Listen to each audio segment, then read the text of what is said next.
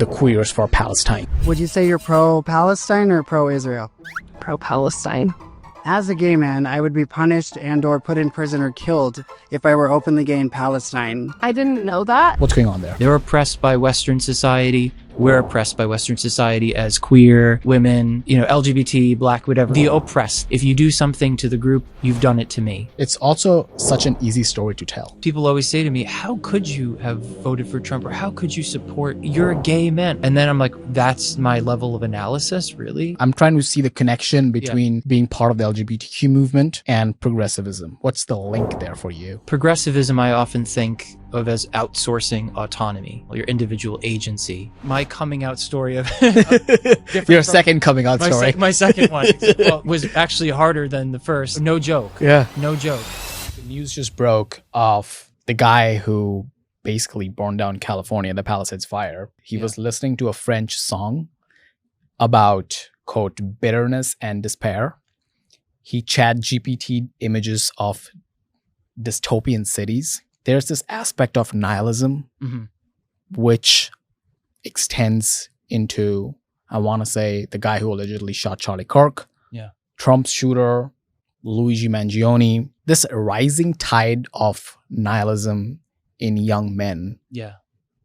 And a violent aspect to it. I mean, young men as it is, how old was he? Do you know? I think he was 29. Yeah. He was an Uber driver.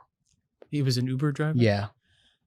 This age bracket is volatile, generally speaking. I mean, emotionally, developmentally. 29 is a little older than the mark of 25 where the frontal lobes are kicked online, apparently fully, in quotes. But we've heard over the past few months about an uptick in trans violence, but trans women, if you, just to use the label, are biological men. So if you really take the biology into account, now I'm just speculating, but you still have a through line of young men. Yeah. I think when you double click on the ecology and you see that, you can then start to see sociopolitically, socioculturally, again, this is a bit speculative, but the suicide rates for men, generally speaking, are really quite high. I think the highest. And men for a very long time, especially young men, were told essentially to, keep quiet, to shut up, to not be masculine, that their masculinity exemplified something pathological. You can't, it's not a one-to-one. You can't predictively say that, oh, it's because of those factors that these few people did what they did. So that's like option one. But then there's also just some people are wired, unfortunately, to be this way. That's a parsimonious, very simplistic way of thinking about it. But if there's so few people doing it and whatever the converging parts that, come together to activate that person, there's something fundamental to their character, to their psychology, to perhaps even their neurology, to make them so anarchical. I think that's how you would say it. Sort of an anarchist, throw it all down, tear it all down. I think there's an aspect of it doesn't matter. Yeah. Right? Oh, the nihilism part. The nihilism part. Right. And if you think about Ted Kaczynski, there was this pinpoint critique on his end, which is society would be better if we all went to pre-industrial age. And my job, Ted, is to basically burn it all down so we can go back to equilibrium where human lives can thrive again. Right? So that's a much more coherent ideology, if you want to call it that. But this is just pure, it doesn't matter, I'm going to go wreak havoc. In case of Mangione, there was a much more precise aspect of this healthcare system is corrupt, and it is my job to kind of bring attention to that. But the lowest common denominator, the, let's call it 20-something lawless, directionless man in America, for him, it seems like there is no anchoring philosophy which will ground him. And on top of that, everything that he wanted to look forward to vis-a-vis the American dream is not worth it anymore. Yeah, that's a good point. There's this bottomless pit of nothingness, and they just find there's nothing to hold on to anymore. So why bother? Let's just start over again. But there's also this euphoric kind of sense of connection with an idea, almost like a sacred template that they adhere to. Okay.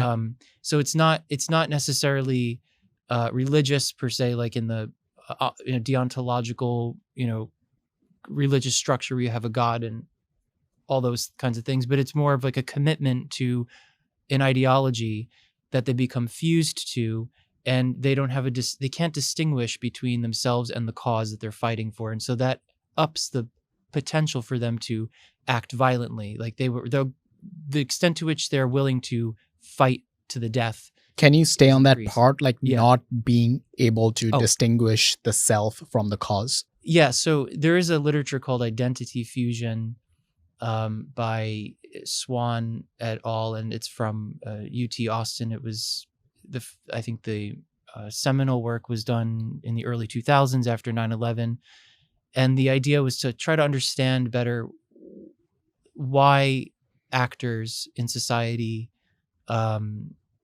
become so violent and will fight to the death. So they start to look into the terrorist literature, and you see this pretty clearly. But why is it that you have people who are not, part of terrorist organizations or other that are doing this in society, like lone actors Mhm. too? And the general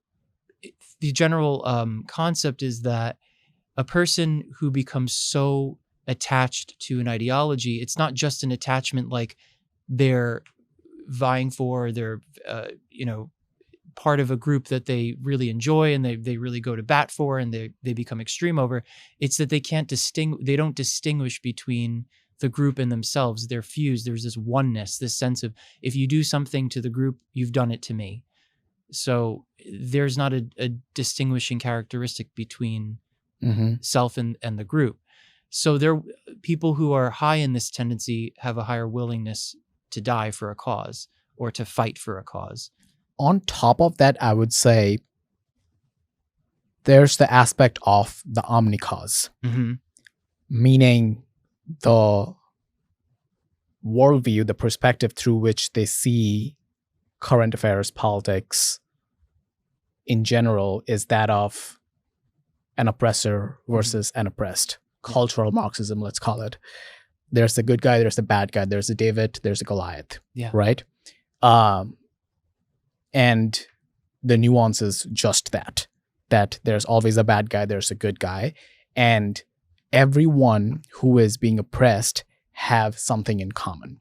Right. Which is why you get the Queers for Palestine type people. It's almost a caricature, it's almost a meme, but there's a layer of truth here. And I want to give them the benefit of the doubt, them being the Queers for Palestine. I'm pretty sure they're aware of the fact that quote unquote Muslim theology is not the best friend Right. of let's say the gay cause.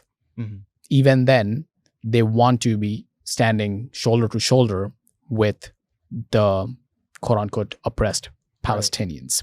Right. What's going on there? Yeah, that's actually a really great example of identity fusion. Yeah. Or at least it's one explanation for what's going on there. The oppressed oppressor dynamic is very common, of course, on the progressive left especially. It's also such an easy story to tell. Yeah. It's expedient. It's cognitively, it doesn't take much thinking. It's digestible. It's digestible. Digestible, exactly. Actually, so out of this literature came a very interesting study that I talked about on my social media. And the simplified explanation for it is there's the sample population that was being tested in this study were United States students and I think UK students. Either way, they were Western students or of that orientation. And there were two conditions. There was the Palestinian cause, and then there were the Kurds, the Kurdish people fighting an asymmetrical war. The long and short of it was that the students had to observe vignettes of both groups and take a bunch of surveys and all that kind of thing to indicate which group they fused more closely with or more closely to.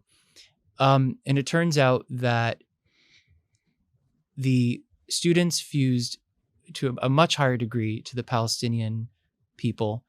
And the reason was because of the oppressor narrative, the schema that that they were oppressed by Western society, by Israel, and the thing that's important to understand about this is they saw themselves in the Palestinians. Let's stay on that. Yes.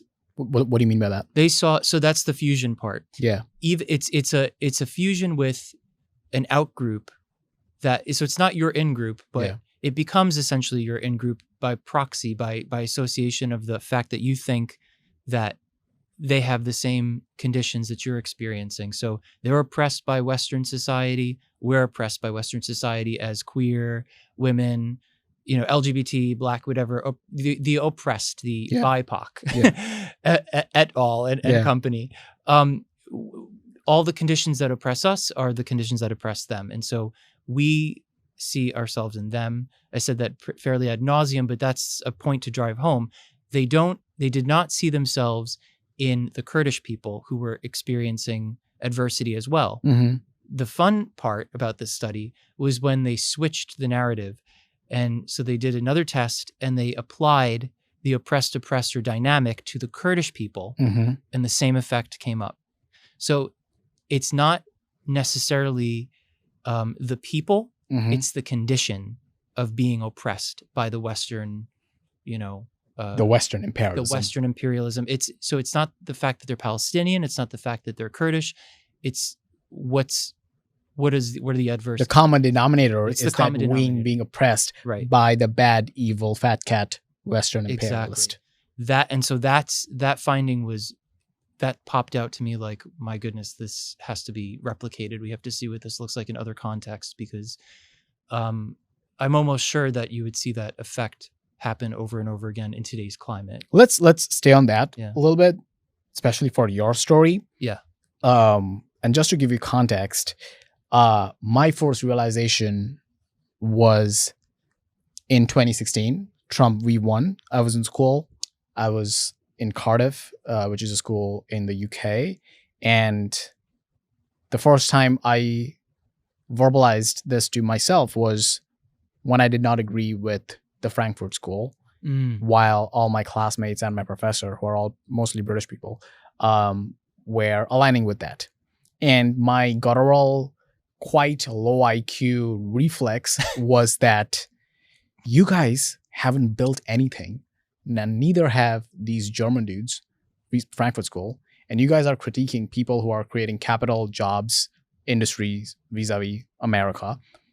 What, my mom taught me never critique someone if you can't do their job yourself. Right. So I did not parse out what I was talking about back then. I still do not know why I said that, but it was my instinct. Yeah. And I was honest to myself about that instinct. Mm-hmm. And that was kind of the inception of my journey in politics. What was yours? My coming out story of your second coming out story. My second one. Well, Yeah. Was actually harder than the first. Yeah. So, but no joke. Yeah. No joke. For the first one, it was my mother who pried me out anyway. So yeah. But the for the second one, and now I'm being silly, but for my realization was incremental but steadfast and quite quick at the same time. So it's kind of paradox. It was little moments, pivotal moments of recognition, of understanding something's not right. I'll get into that, what that was, now that I understand the vocabulary for it. But just to go back to the feeling of it, I just didn't quite understand what was going on. I felt very uncomfortable, at odds with myself, antithetical to my value system. And I was still trying to figure out what that was. Mm-hmm. It was an undercurrent. I was motivated to always be a kind person, a good person, and not to be a harmful person. And that's an important level of analysis to keep constant. Because what I'd noticed in contrast was a lot of reckless antisocial behavior coming from the political left that I could not get on board with. And it started with sort of sabotaging people online, and which I was a little bit a part of that. I would get angry with people who voted for Donald Trump prior to 2020, and I would vilify them. I have videos of myself doing this. I saved them. I have them saved on my phone. I think I'm going to do some creative thing on that so people could see that I was there. Can we stay on that for 1 second? Like, Yeah. What was your default ideology at this point? Like, what did you believe in?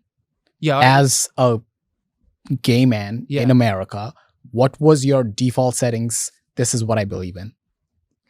Pick a cliche, any cliche. Pick a cliche. Let's say, what does America stand for? Yeah. American values. Yeah. I thought that it was everybody deserves everything. Well, I thought that student loans had to be paid because that was the fair thing. Okay. Let's stay on. This is fun. Racial discrimination. Oh, surely I had white privilege, and how dare anybody even for 1 second claim that Black America was capable of doing more than it's. Just for the record, as a racially ambiguous man, what is your race? Guess. Italian, I want to guess. Yes. Okay, cool. Yeah, I'm good at it. Yeah. Okay, cool. I've learned to push back with guess. Because Okay. Yeah. I'm guessing you get a lot of like Middle Eastern, Portuguese. I do. Okay, cool. Yeah. Portuguese I've never gotten. I get that. Oh. Yeah. I get because I also like to do the guess game at this point. Right. But I'm Indian. Mhm. But what was your ideology, if you had to surmise? Yeah, it was definitely your typical progressive ideology, where essentially romanticizing a welfare state. If you want to sum up my ideology, think Bernie Sanders. Okay. Yeah. I canvassed for him. I went to New Hampshire the second time around. It was very funny. Again, another kind of parenthetical thing to insert. When I went up to New Hampshire, I saw your Pete Buttigieg supporters, your Joe Biden supporters, your Bernie supporters. They all looked like the candidate, the way they dressed. Like, okay, maybe not like Bernie with the hair. Are you talking about like yuppies? Yeah, well, okay. The respective candidates, like the Buttigiegs were like in gingham and shorts, and then the Biden people were like in these LL Bean shirts. Yeah, and then the Bernie people were like their hair was all messy, and it was like caps and this and that. Yeah. But anyway, I digress. It was interesting observation though. Moment of dissonance for me. I remember it very vividly. I was up there at a meeting, and I make it sound like it's like Eyes Wide Shut, the Tom Cruise movie where everybody's like going. Great movie. Yeah.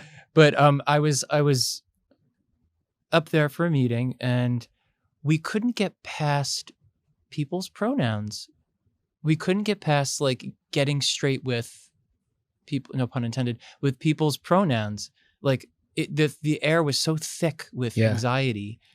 And I knew something was up. Yeah. We weren't getting to the agenda. We weren't getting to like the community. The community. Yeah. Okay. The community that is impoverished, predominantly Black. We were talking about each other too much and each other's pronouns too much, like I said. And also the leader of that group was, and this is fine, but again, a graduate of Duke University, white male. Again, fine. But not the typical lineup for your progressive, cause, because you're taking up too much space. Yeah. So that dissonance sat with me. Then also during the pandemic, so that was before the pandemic. During the pandemic, I joined a local initiative. By local, I mean my hometown, the high school, to get rid of the Indians mascot, the team mascot.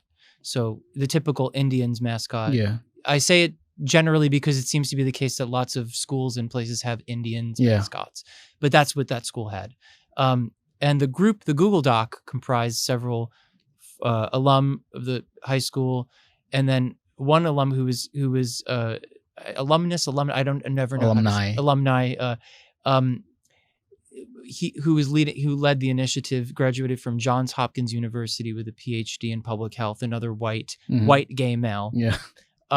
And the infighting on that document, the nastiness, the way they wrote the letter to demand that the Indians mascot be taken down to the superintendent, I went in there and edited and tried to soften some stuff, and the fighting, no, we got to do this.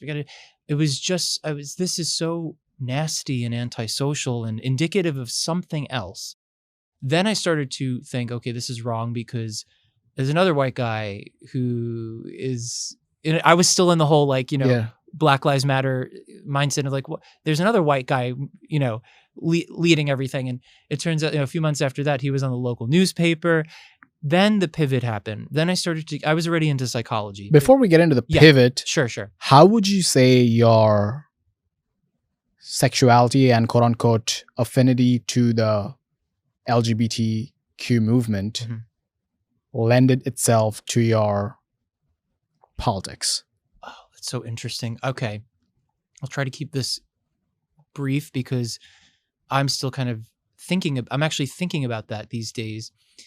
The short version is that as I say this, it's going to sound weird when I say this next thing. I was never actually an identitarian at heart. By that, I mean, I never latched onto a friend group growing up. My father's from Italy. He's very proud of the football team, the soccer team. He's just extremely passionate about it. It's in his blood. And my brother too, he runs a podcast, and it's a wonderful thing to watch their passion. I never aligned with it. Nor did I ever really feel like I aligned with, I love my culture, my Italian culture, but it was never like proud to be this, proud to be that. I was always just kind of, The closest I came to being fixed on an identity was when I was a little boy, and I was an altar boy, and I was Catholic, and I was very into the church and all that. But anyway, so that's some preliminary stuff. I knew that of my sexuality at a very young age, and I had a fairly easy time with it. Yeah. Like I said, my mother, she like basically said, "We know." Yeah. And when I was 18 and I kicked and screamed, and then that subsided, and I was like, all right, I know too. Yeah. So I didn't have a horror story, and I'm lucky for that. And I also do understand that there are people who do, and I have been conscientious of understanding that differential. But nonetheless, I did hop on a little bit, the identity train a little bit for a few stops. Marched in the Pride Parade here in New York City, went to a few events, but I never felt into it. I never could get into drag. I could never get into the culture. I could never get into the partying scene. Dating was always an absolute disaster. So I never found my place in it.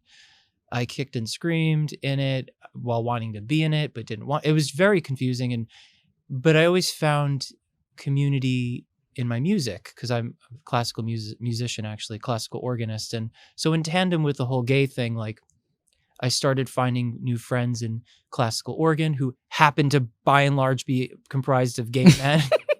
So it's like you can't escape that in the music community a lot. Right, but it offered an alternative. Yeah. I felt at the time a healthy alternative for me, fit my personality well.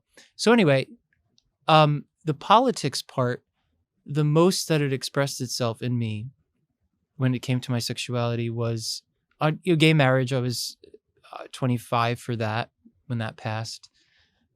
Trans stuff. I really got into I have old posts of me talking about trans youth and trans medicine, and I was all about it.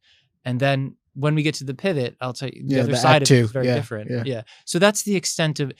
But mostly my politics was, to answer your question a little more in a more focused way, I guess you could say, and because I was part of that Bernie kind of mindset, coalition, I would say it was more of a material economic focus of equity, equality, financial stuff, economic growth, things like that. Yeah.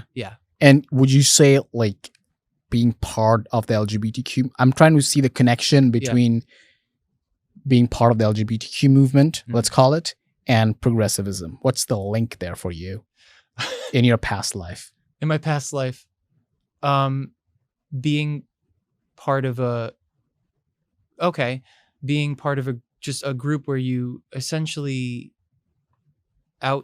progressivism I often think of as outsourcing autonomy, your individual agency. And so to be part of a little enclave, where that's the price of admission is your autonomy. Yeah. I think that's the link. That's a great link. Yeah. I think that's Yeah. Now you're part of the club. Yeah. Yeah. Which is actually, I don't want to say antithetical because that's quite harsh. If you think about like what American sovereignty is, it's that the individual is bigger than the group. Right. Sovereignty, let's call it. Right. So in that sense, there's a quite literal contrast to what you just said. Now let's move on to Act 2 and you questioning that. Well, so I come out of this phase where I'm starting to see a different side of the coin, or story, really. Different chapter, probably. I don't know how you want to use, whatever metaphor you want to use or analogy.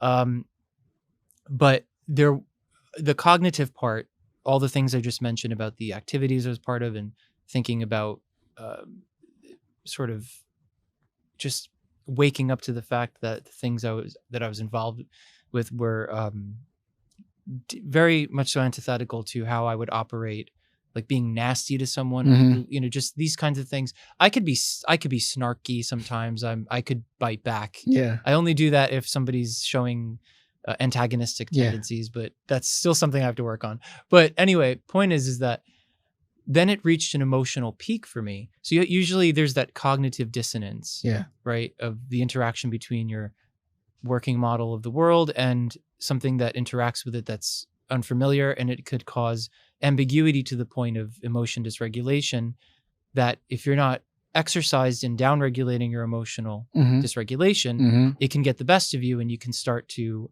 act out in regressive ways, going back to that childlike demeanor. Yeah. And so my brother voted for Trump, and I remember it was around George Floyd when nobody in my family put up a black box, and I was the only one who did on Instagram, put up a black box, that I freaked out on him.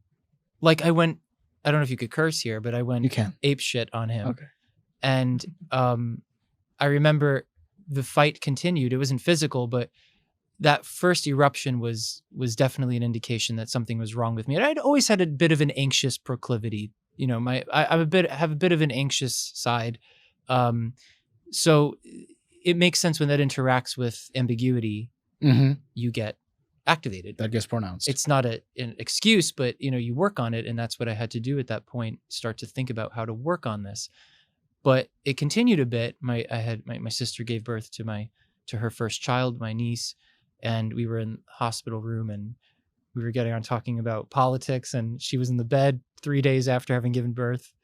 And my brother's there and we're talking, and I'm getting upset and I'm starting to yell in the hospital room, and my sister looks at me. I remember this. So she's like, "You guys are just crazy." And so things just started to make sense to me that I was the one, like Taylor Swift says, the problem.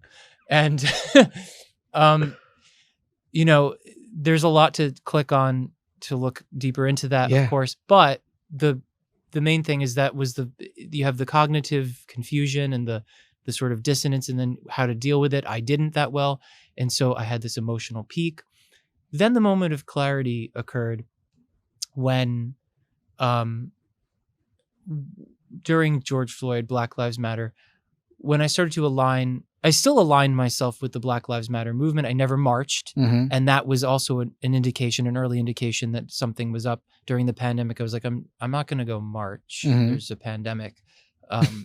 And so I never did that, but I was offered a sign to put outside my house. And we're on a busy corner in a purplish, is that a green? What would the color be for like half and half Republican Democrat? It's mostly people say purple or pink. It's mostly a Republican county. And so I thought to myself, I stopped. I stopped to think, am I going to put a sign in front of my house? There are kids in the house. My parents are in the house. It's a busy corner. It's mostly a Republican place. No, I'm not going to put the sign up. That's a metacognitive process. That's thinking about all the things around you. And that actually is an indication of not being ideologically rigid. And so I came out of my rigidity through that process of thinking about my thinking. Sounds like you're still figuring that part of it out loud. Yeah. And you're still, because a lot of times people who quote unquote switch sides, Mhm. It's binary in the way they talk about it. But I like that you are still going through it. Push back if you disagree. Because you're actively trying to make sense, not just of the world, but how you're approaching that cognitively. And I genuinely like that because it's not super caricaturish. Like, oh, I used to be that, now I'm this, I'm whatever. Because it's. I know like the narrative is easy to talk about, but at the same time, I like when people are genuine about what they're going through. And for the longest time, I had to go through that and make sense of it all through the perspective, through the prism of the news cycle. Yeah. I used to take each issue one at a time and attack it.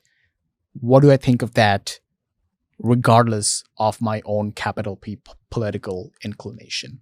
I think that's a good way of, and a healthy way of approaching it. Yeah, that's a flexible way of looking at it, of assessing your position in life, like how you think about things, and being multifaceted. Yeah. And a lot of people get distressed around.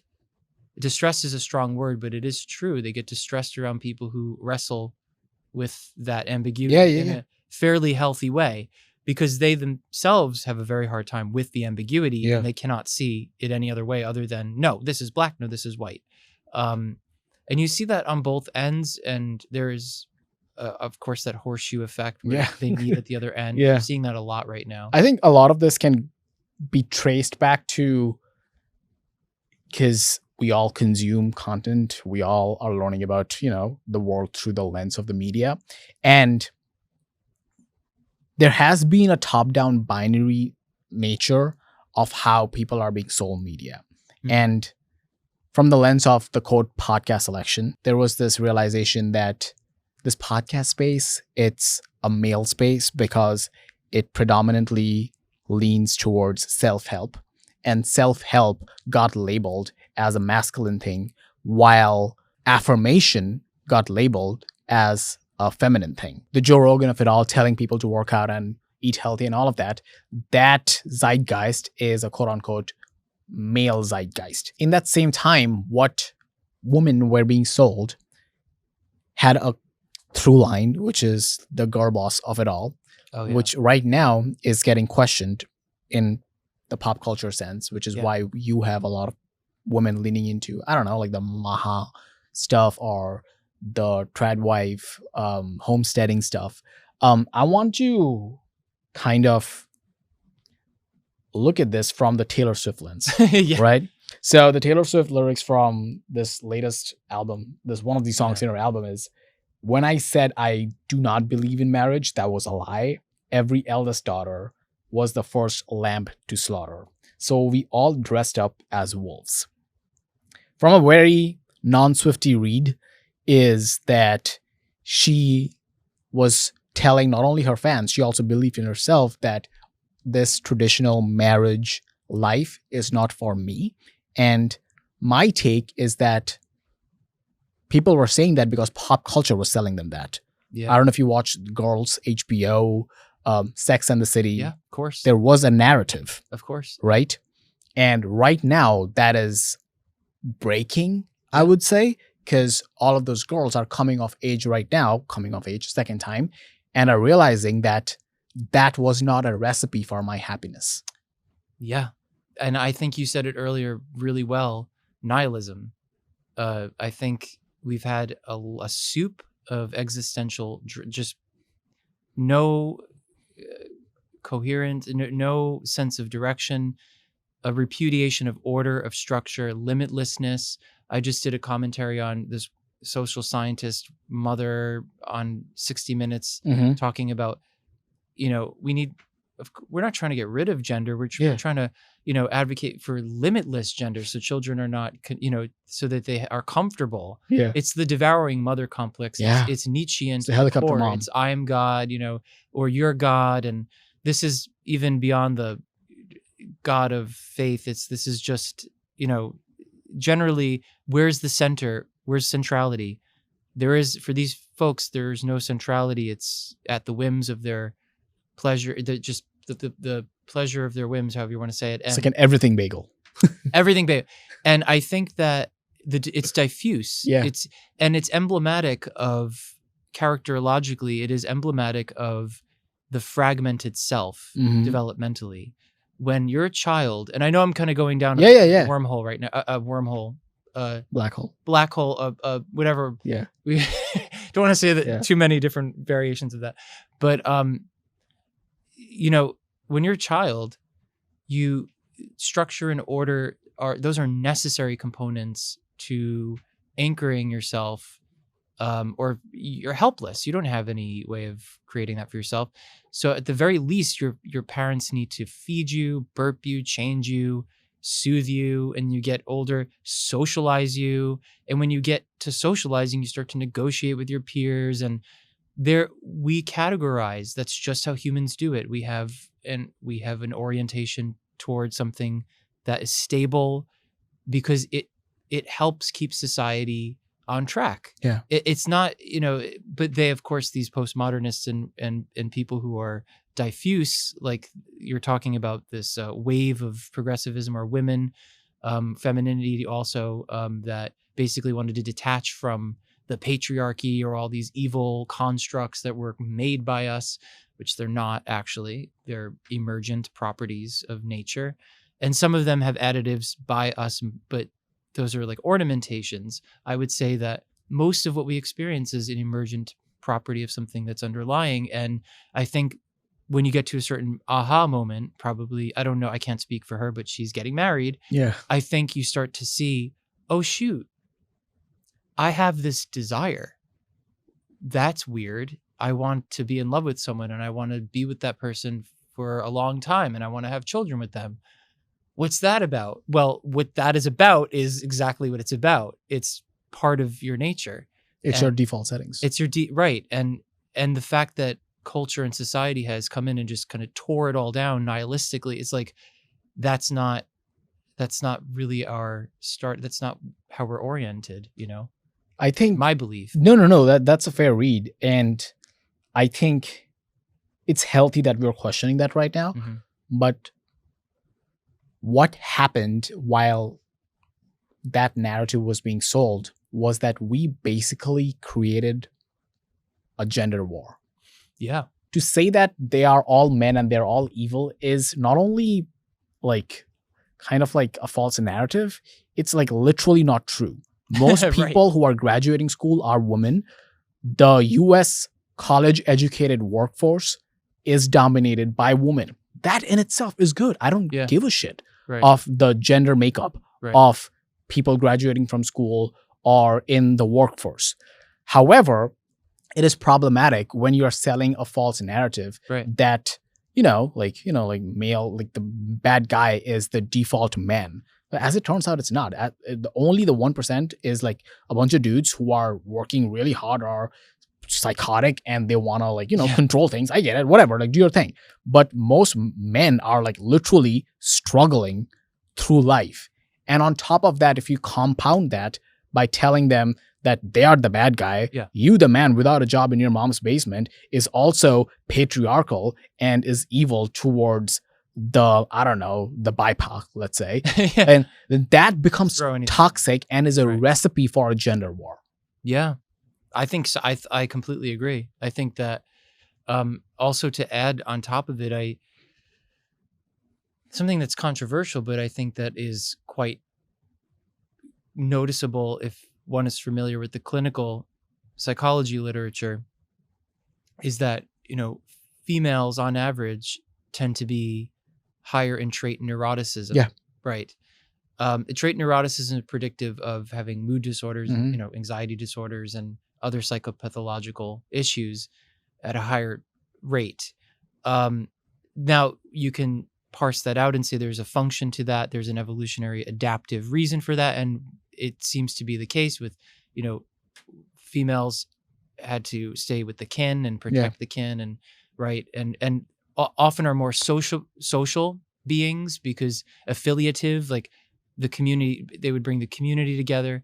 And for males, there's more of there's a higher spatial awareness, spatial acuity, more of a proclivity to go out and conscientiousness. Yeah, conscientiousness. And so people don't like these things. Okay, fine, but it actually is pretty predictive and strong. It's not absolute, but it's fairly foundational, very foundational, good science.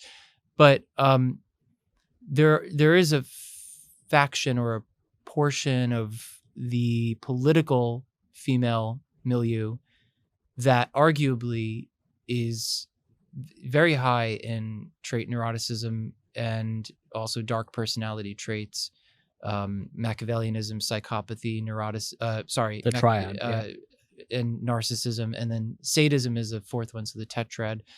And this is not especially just for females, it's not. Yeah. But the sorts of patterns behaviorally, psychologically that we've been seeing politically in the female sphere of politics seems to be reflective of these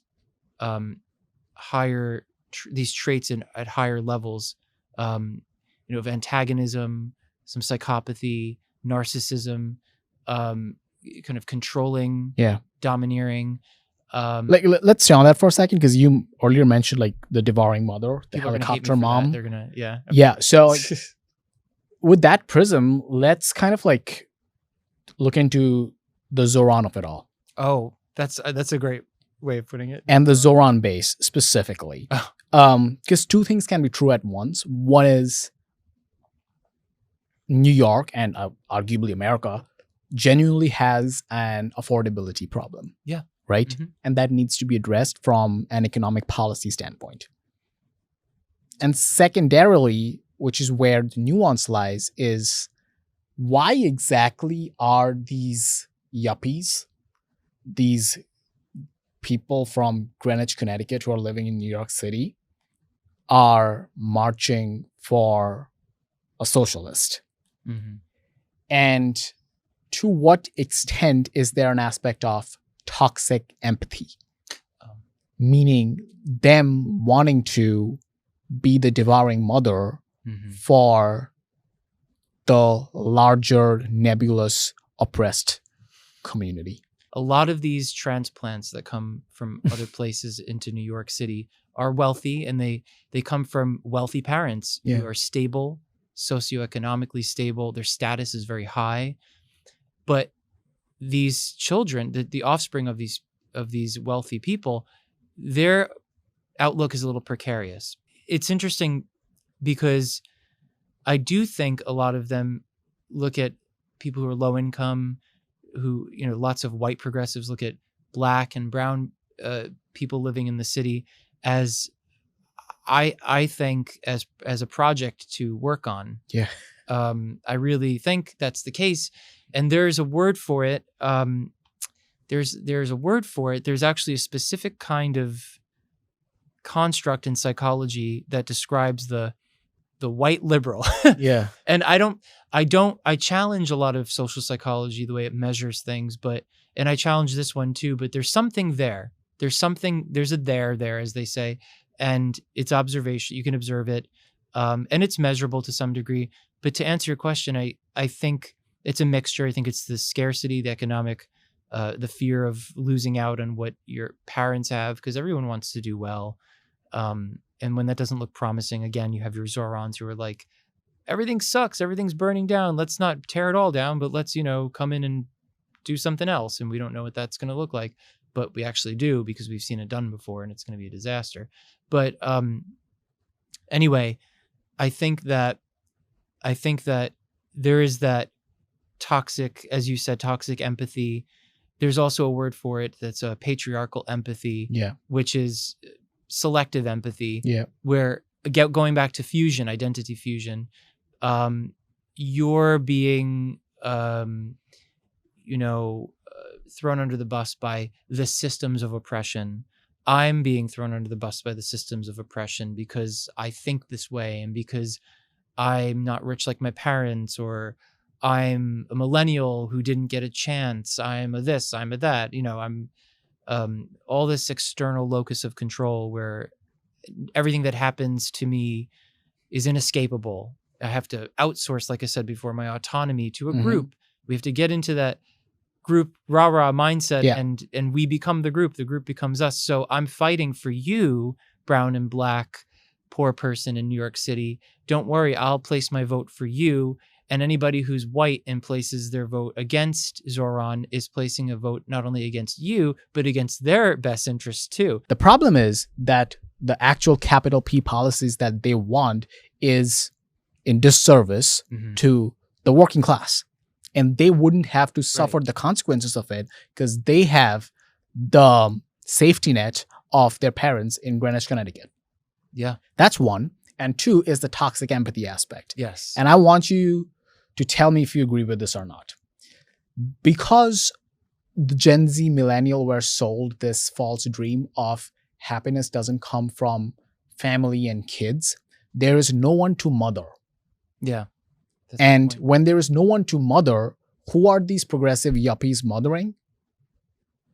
Everybody around them. Yeah. Yeah. They have nothing in common with the black guy, with the brown guy, with the homeless guy, with the migrant. But they infantilize them because that's their child. Bingo. Yeah. What does that lead to? Hell.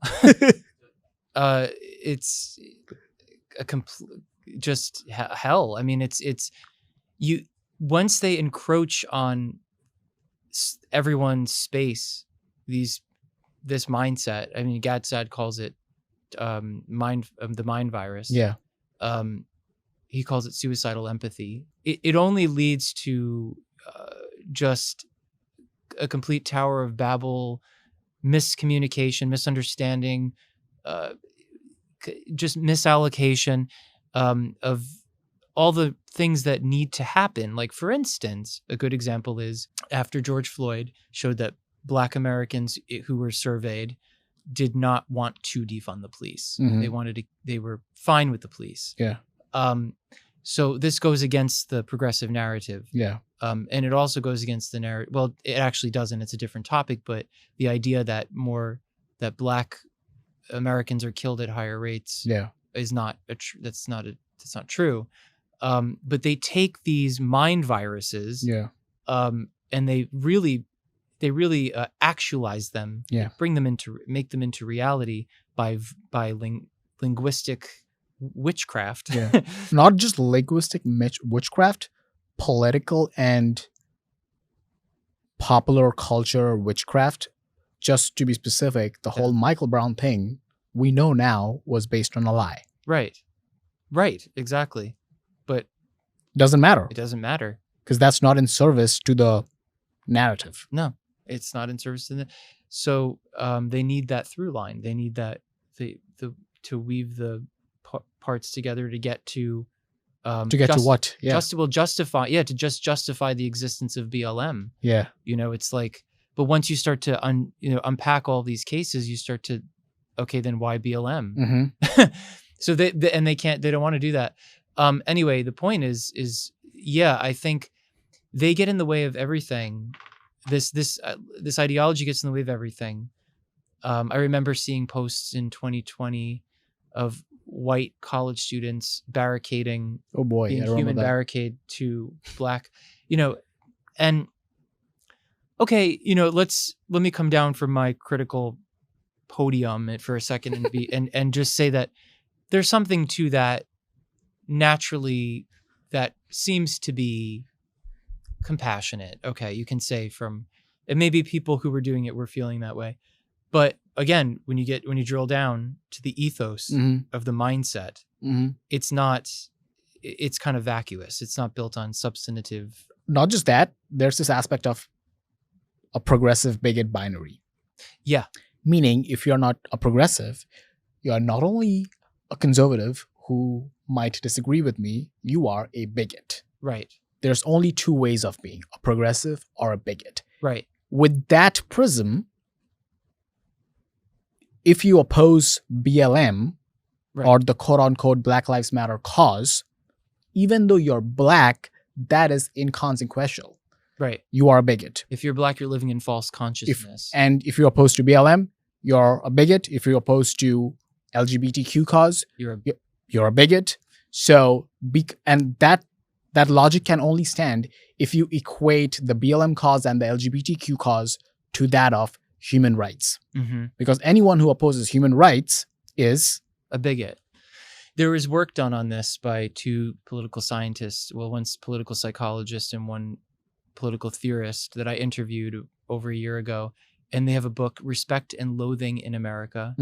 The short version is they found a liberal paradox. It's essentially exactly what you're saying. I encourage everyone who's listening to read the book because it dives into the conservatives are focused on national solidarity and they cohere around a fundamental agreement that being an American means something that's unifying. The sovereignty of it all. Right. Regardless of your race. And you see this in political psychology literature by a man named Mark Brandt. He shows in, there's this hypothesis that he has and he's tested about, once you control for race, you start to see that people care about issues independent of their race. It's also a racist axiom to believe that everybody who's black, there's a black way of thinking. Right. There's a brown way of thinking. Right. Like that axiom is fundamentally that's a racist argument, I would say.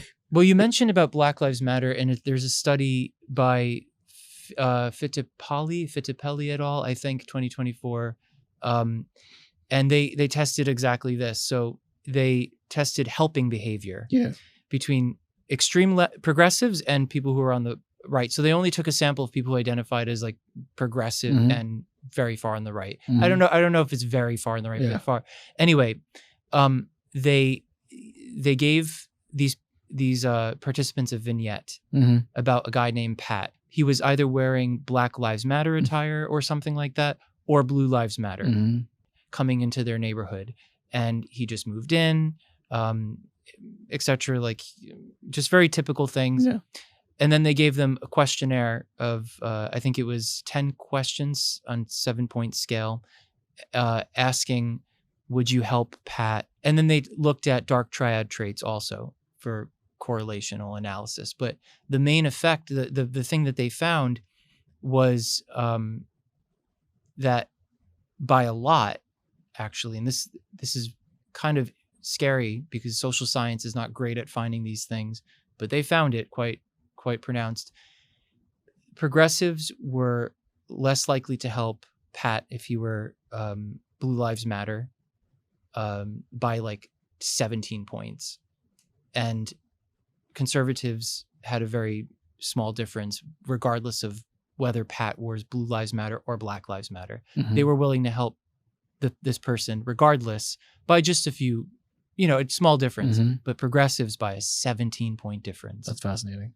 Yes. And then they correlated that with the dark traits. Triad. And they found that the progressives with a regression of 0.23 or something, which is fairly, it's small by scientific standards for those listening, but for social science, there's something, it's not great, but they found a correlation between progressives helping and narcissism.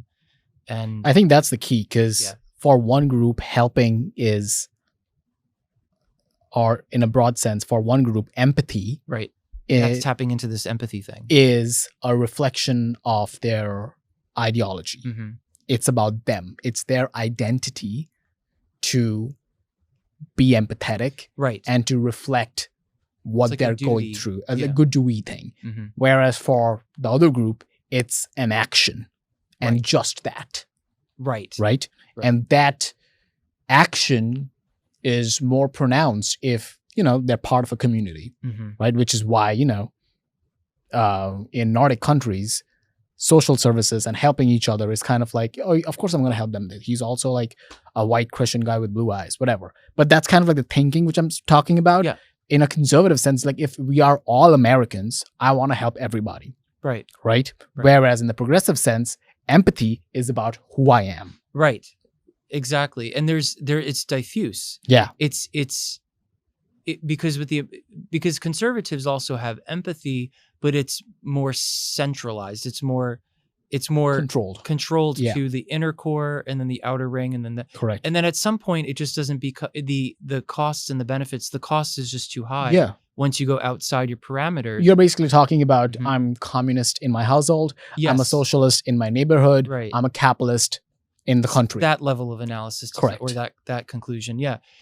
And, if you think about it, we've been living under the new society of of Lyndon B. Johnson for a very long time, and those that came after, this welfare setup that we have.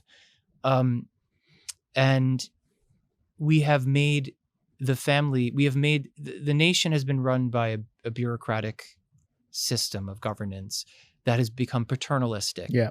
It's all encompassing, and that not everyone, but many people for several generations grew into thinking that this paternalistic structure is America. It's for everyone, don't you?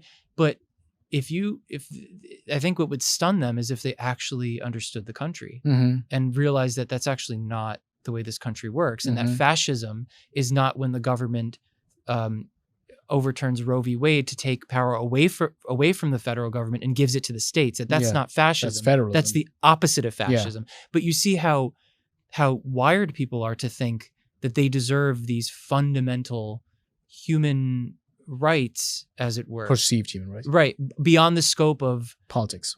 And also beyond the scope of legislation. Legislation and the Lockean philosophy of life, liberty, and pursuit of happiness. Yeah. Going quickly back to the Charlie Kirk thing and the violence and justification of it. I'm thinking this through, and tell me if you agree with this or not. I think what I would say most normal people see violence as is just that, and to the extent it's justified, it's, unless it's like a fucking war going on, we condemn that. Right? In the leftist sense, and I want to use the word leftist very carefully because it's not liberals. Yeah. In the leftist sense, when Luigi shoots the healthcare CEO, it's justified violence because it's violence versus violence. Because the healthcare CEO, in their argument, has also been committing violent acts, by denying people healthcare, raising premiums. That is in itself is a form of violence, which deserves an equal and opposite reaction, which is being shot in broad daylight. Right. Getting rid of the problem. The problem. Same goes for, if you are in favor of more policing or just a Blue Lives Matter guy, you also are violent because the consequence of your policies are, perceived violence towards the black and brown community, which is the progressive argument against policing.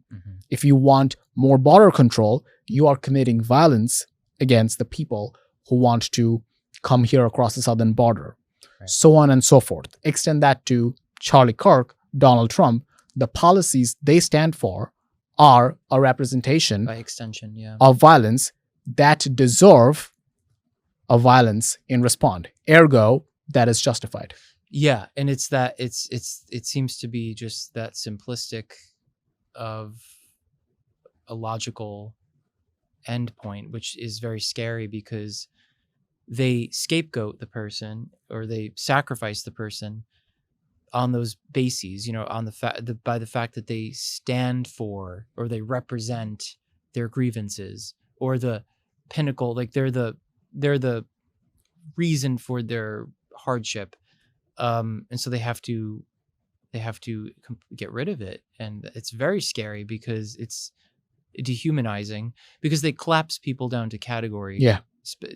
To essentially, it's easy to dehumanize someone when you don't see a person and you just see a category. I mean, and they do that to Black people, Latino people, gay people when they patronize them and infantilize them, because they see a category. And so even though they're not committing violence, they're still acting in a way that they don't see a person. They see a category. To some degree, the Luigis and the Tyler Robinson. I don't know how to parse them out and to individually look at them and understand their mode of operating, but it seems that they operate from a place of, like you said, just a nihilism, just depravity, just moral absence, Yeah. complete vacuous, absent of moral. So that and a Capacity. combination of the group thinking of it all Yeah. is a recipe. And on top of that, if you put economic anxiety Mhm. and the American dream is not worth chasing, that is a recipe for disaster. And in the bell curve of it all, you will find people at the end of the Yes. bell curve acting up on that resentment. You'll find your psychopaths who don't have inhibitory, they don't have the capacity to just check themselves. My last two questions to you Mhm. would be all regarding your personal identity. So get ready. What has been the consequences of you taking a step away as a gay man from the progressive movement? It's been good. I mean, to be honest, so I wrote I wrote an article in this publication called the Columbia Sundial Yeah. back in March of last year. The title is "You're Going to End Up Alone," Mm-hmm. the Columbia Sundial. And it came from a text message that I got from a friend a few years before going back to school, which was 4 or 5 years ago. 5 years ago, when I talked about transgender care or something like that, Yeah. or how we don't have enough evidence to say that it's safe. Yeah. And the short version of the story is that he said that I was going to end up alone Mhm. for saying things like that. And so he stopped talking to me, and several others did. And I knew that I was paying a social cost. Yeah. My social viability, my relational value, my capacity to integrate myself into the Yeah. group, That's tough. Yeah. was compromised. But I also, like I said earlier, didn't really establish a strong base in that culture. Yeah. So it was not that hard, Yeah. but dating to some degree has been tricky. But in a reverse way, where if I'm going to meet someone and they start to show high identitarian traits, Yeah. or a propensity for being really stuck in a mindset like Yeah. that, and can't have an open dialogue without getting upset, it's a no-go for me. Yeah. I mean, I am at a point in my life where it's so to answer that, I mean, it's been hot and cold. Yeah. It's Yeah. binary in a sense. You mentioned the transgender part. Mhm. I saw this headline of this global alliance of LGB coming apart from the T and the There's Q. there's that. Kicking. What's going on there? Oh. Because my read is that the body politic, Americans in general, are pretty liberal in the sense that most normal people have no issues with gay people who identify as homosexual, and people who are going through it. Marriage equality, all of that is fine, was fine. And all of these headlines and the culture war got pronounced once the T and the Q and the transgender of it all came into the question. Mm-hmm. And became part of that same nebulous movement. Well, I really do believe that, and this is going to sound harsh, but I say this after having thought about it quite a lot. I think there is a permissibility, a pathological permissibility that, again, this overbearing mother complex, this toxic femininity, to be very frank, that has overtaken our society and has allowed or has created this illusion that psychiatric disorders are the norm. And you get a part of the TQ plus, et cetera, yeah. where there's a lot of psychopathology in there. There's a lot of psychiatric disorder in there. And I think that there's already enough that LGB have to contend with. Being gay, this sounds trite maybe, and I don't want to undermine a person's, experience living in their bodies and in their personhood. coming away from politics and what I think about politics, and people are still individuals who have feelings and have pain, and, regardless of their histrionic tendencies and all that stuff, they're still people. But that being said, I didn't have to medicalize myself into homosexuality. I know that there are Christians and religious people out there who would argue with me on that point, on a religious front. But the fact remains, from a biological perspective, I didn't have to do that. I didn't have to ask society to. I didn't have to bargain with society to change itself per se. Even with marriage equality, an extension of the law to gay couples doesn't do anything to the doesn't person. Take anything away from no, right. But asking for us to be okay with transitioning children without good evidence for that, or any good reason, with other evidence coming and showing that most of them come away from their gender dysphoria dissipates after adolescence being the mediating or moderating factor necessary to come away from that. What these folks have imposed this idea that we just get rid of it, get rid of that. We want to medicalize because we feel this way. And you're asking society to be okay with that. Something that is unethical, untested, that's a different story. And then also imposing itself on youth.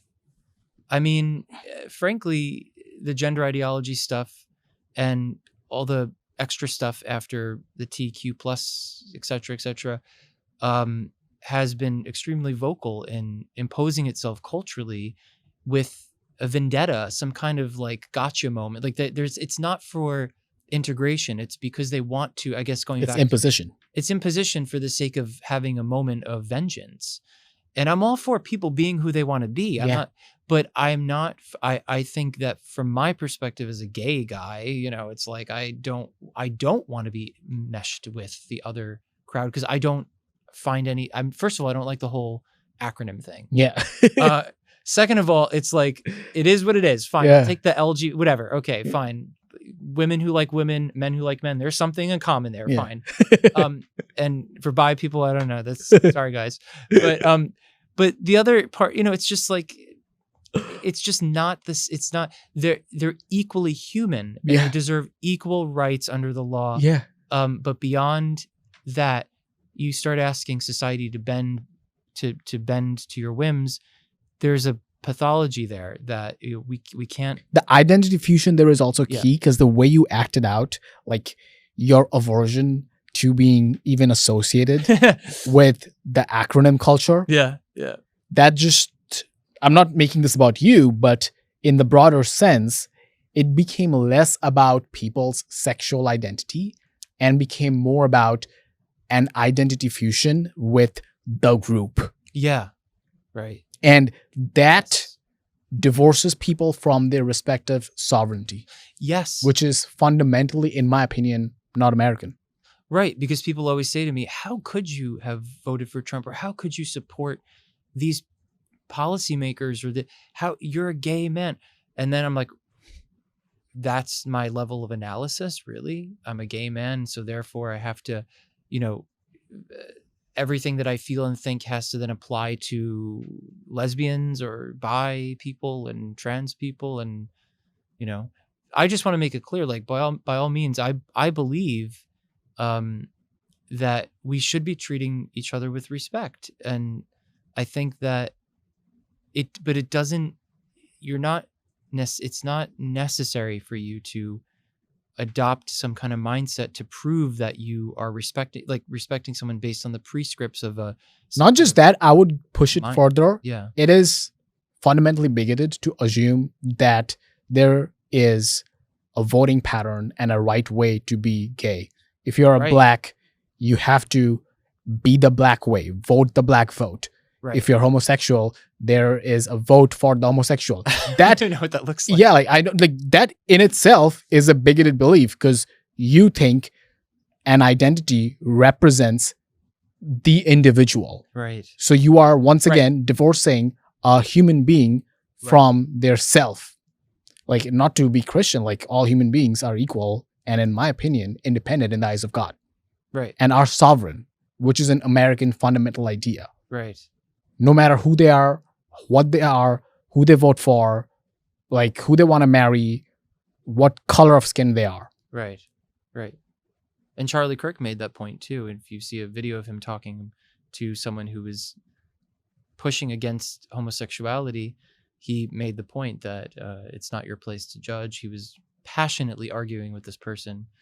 And also someone on racism too. He was passionately arguing against their position for being un-American in that exact framework, like you're saying, that, you know, regardless of all those things, the constant is that we're American and we're all under this law and these wonderful principles together. So I think that's the point. That's a great way to end it. Yeah. Anthony, thank you. Thank you.